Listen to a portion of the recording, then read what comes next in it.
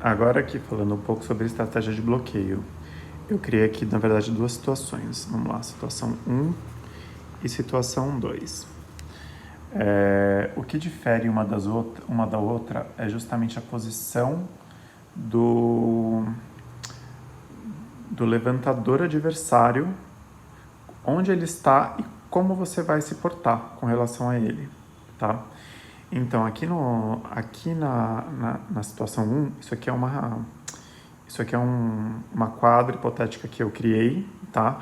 Onde o sacador ele seria tipo do time aqui de baixo, ele saca para o outro lado, o pessoal da rede ele já faz as inversões todas, então o oposto vem para a saída, o ponteiro vem para a entrada, o central já vai para o meio, e daí o levantador, nesse caso, ele está no fundo, tá? Ele está no fundo escondido, né? Que depois ele vai infiltrar para poder levantar.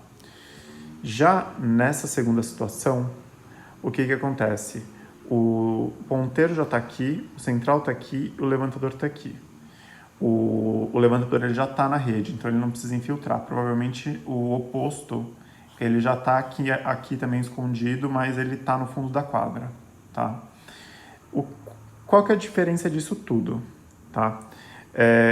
Quando o levantador ele está na rede, ele só tem dois atacantes na rede para usar, o central e o ponteiro. Quando ele está no fundo, ele tem 3 atacantes para utilizar, tanto o oposto como o central como o ponteiro. O central, ele normalmente só utiliza se o passe vier na mão dele, né? Se a bola vier quebrada, ele for levantar de outro lugar, ele não vai conseguir levantar direito para o central, então ele vai acabar optando ou para o oposto ou para o ponteiro.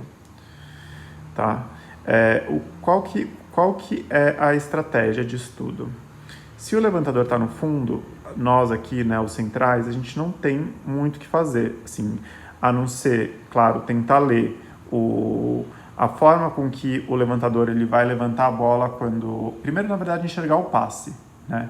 Se o passe foi muito bom na mão dele, ele conseguiu infiltrar e o passe foi na mão dele, ele vai ter realmente as 3 opções para atacar.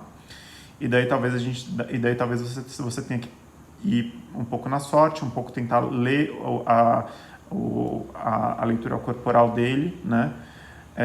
Ou tentar, enfim, criar um padrão do tipo qual que é o melhor atacante que ele tem utilizado e que ele talvez utilize para você se antecipar, né? Mas essa é uma situação um pouco mais difícil quando o levantador está no fundo. Tanto que os times eles fazem essas inversões no meio do jogo justamente para tirar o levantador da rede e botar o levantador no fundo e trazer para essa opção, para essa situação que é a situação mais preferível, né, para um time estar com 3 atacantes na rede.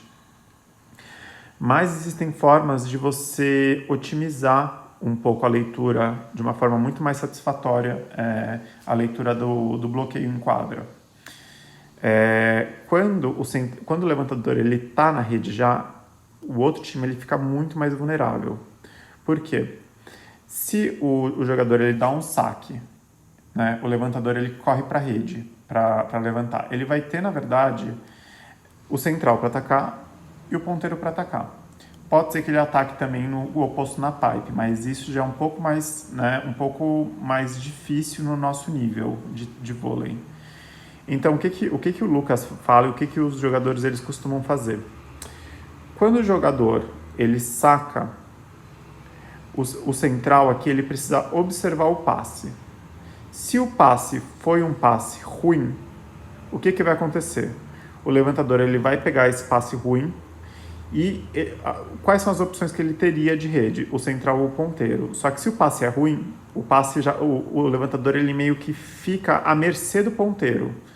Então, assim, se você está na rede, o levantador do time adversário está na rede e o passe foi ruim, o central, ele já desloca daqui para cá e já cola aqui, tá? Então, assim, ele já ganha muito mais tempo, muito mais reação para bloquear o ponteiro junto do oposto ou levantador. Então, isso, assim, é um movimento, assim, de praxe, assim, muito mais rápido de ser bloqueado. O ponteiro, ele costuma ser muito mais fácil de ser bloqueado por isso, porque ele acaba se tornando uma jogada óbvia, né, nessa situação do levantador da rede. Mas essa é uma situação que também leva um pouco mais de cautela, porque o levantador estando na rede, ele pode atacar com a segunda bola. Mas daí isso é algo que eu acho que o ponteiro tem que estar ligado na maioria das vezes, para bloquear o levantador dessa segunda bola. Mas então, tudo isso para dizer que o resumo da ópera é: quando você estiver na rede, você precisa estar sempre ligado nas rotações em que posição que o levantador adversário está. Se ele está no fundo, daí vai ser complicado de bloquear. Ele vai estar com os três atacantes para escolher. Mas se o passe vier ruim, ele só vai ter 2. Agora, se o levantador o levantador adversário ele está na rede, daí fica muito mais fácil de bloquear. Por quê? Se o passe for um passe A, é provável que ele utilize o central, porque o central é pouco utilizado.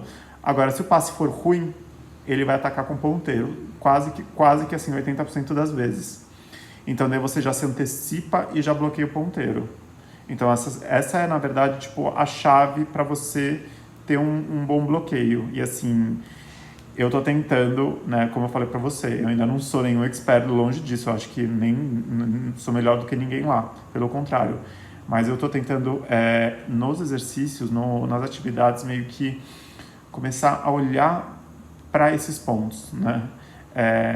Quais são as possibilidades de bola, se eu sou central 1, se eu sou central 2, quantas vezes eu ataco China, quantas vezes eu não ataco, e em que posição que está o levantador do time adversário. Se ele está na rede, eu vou bloquear ele na ponta ou no meio.